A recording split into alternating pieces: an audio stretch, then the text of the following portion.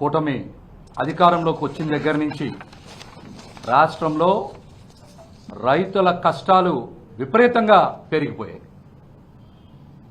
ఈ రోజున రాష్ట్రంలో ఎక్కడ చూసినా కూడా రైతులందరూ కూడా రోడ్ల మీదనే ఉండి వారి నిరసన వ్యక్తం చేస్తారు.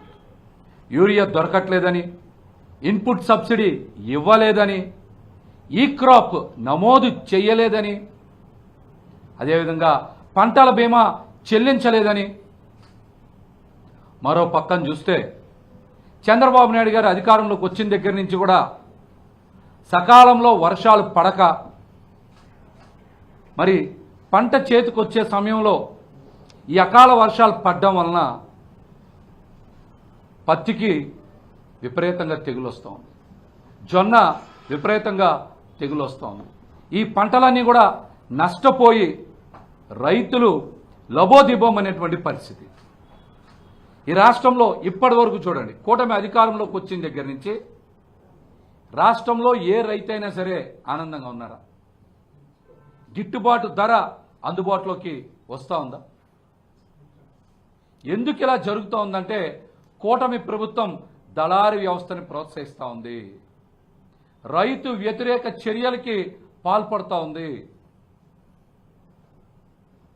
మరి అదే జగన్మోహన్ రెడ్డి గారి హయాంలో రైతులకి అనేక కార్యక్రమాలు చేపట్టడం జరిగింది.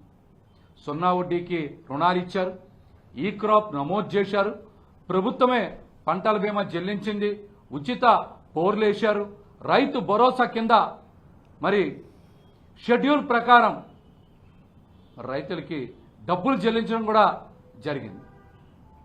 రైతు భరోసా కేంద్రాలు ఏర్పాటు చేశారు.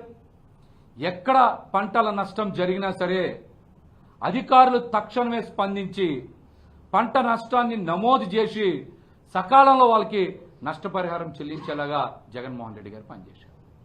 ఆ విధంగా ఎందుకు కూటమి ప్రభుత్వం పనిచేయలేకపోతా ఉంది? ఈరోజు రాష్ట్రంలో యూరియా దొరకకపోవడానికి ప్రధాన కారణం బ్లాక్ మార్కెటే కదా. ఏ పందికొక్కులు తింటా ఉన్నాయి ఇవన్నీ కూడా? ఎవరు బ్లాక్ మార్కెట్కి అమ్ముతా ఉన్నారు? రైతులకి ఒక యూరియా బస్తా కూడా సరఫరా చేయలేనటువంటి ఈ పనికి మాలిన ప్రభుత్వం రైతుల గురించి ఎక్కడైనా మాట్లాడగలదా? ఎక్కడైనా మాట్లాడగలదా? జగన్మోహన్ రెడ్డి గారి మీద ఏదో విష ప్రచారం చేస్తే అసలు సమస్యలని కూడా పక్కదారి పట్టిపోతాయని రాజశేఖర రెడ్డి గారు వర్ధంతిని కూడా రాజకీయంగా ఉపయోగించుకొని విష ప్రచారం చేయాలనేటువంటి ఒక దుర్మార్గమైనటువంటి రాజకీయానికి తెరలేపారు. ఇది రాజకీయాల్లో అంత మంచి పద్ధతి కాదని కూడా హెచ్చరిస్తా ఉన్నాం. దమ్ముంటే ఈ రోజున వ్యవసాయ శాఖ మంత్రి అచ్చెన్నాయుడు గారు మీరు బయటికి రండి, యూరియా కొరతకి కారణాలేంటో చెప్పండి, యూరియా బ్లాక్ మార్కెట్లో ఏ విధంగా అమ్ముతున్నారో చెప్పండి, ఒక బస్తాకి 300 నుంచి 500 రూపాయలు ఎందుకు వసూలు చేస్తున్నారో మాట్లాడండి. రైతు సమస్యల్ని పరిష్కరించడంలో వైఫల్యం చెంది మీరు ఈరోజు జగన్మోహన్ రెడ్డి గారి మీద ఇష్టానుసారం అవాకులు చెవాకులు పేలినా, వారి వ్యక్తిగత హననం చేయాలని చూసినా కూడా ఎవరు ఉపేక్షించరని కూడా ఈ సందర్భంగా హెచ్చరిస్తూ రాష్ట్రంలో మరొక ముఖ్యమైనటువంటి విషయం ఏంటంటే అరాచకాలన్నీ కూడా పతాక స్థాయికి చేరిపోయినాయి. ఎక్కడ పడితే అక్కడ విధ్వంసం, క్రిమినల్ సిస్టమ్ వచ్చినట్టు రెచ్చిపోతా ఉన్నారు. యూరియా బస్తాలు మాత్రం బ్లాక్ మార్కెట్లో దొరుకుతాయి, గంజాయి డ్రగ్స్ మాత్రం ఫ్రీ మార్కెట్లో దొరుకుతా ఉన్నాయి కూటమి ప్రభుత్వంలో. ఎక్కడ పడితే అక్కడ చూసుకోండి. ప్రెస్ మీట్లు అన్నీ కూడా పోలీస్ డిపార్ట్మెంట్ వాళ్ళే పెడతా ఉన్నారు. పోలీస్ శాఖ వారే పెడతా ఉన్నారు. గంజాయి పట్టుకున్నామని, డ్రగ్స్ పట్టుకున్నామని, రాష్ట్రంలో ఎక్కడ పడితే అక్కడ డ్రగ్స్ సరఫరా పెరిగిపోయిందని, గంజాయి సరఫరా పెరిగిపోయిందని, డోర్ డెలివరీ జరుగుతున్నాయని. అంటే రాష్ట్రంలో ఎరువులు కానీ యూరియా కానీ ఇలాంటి ఏమి కూడా కూటమి ప్రభుత్వంలో దొరకవు. గంజాయి డ్రగ్స్ మాత్రం డోర్ డెలివరీ అవుతాయని కూటమి ప్రభుత్వాన్ని సూటిగా ప్రశ్నిస్తాం.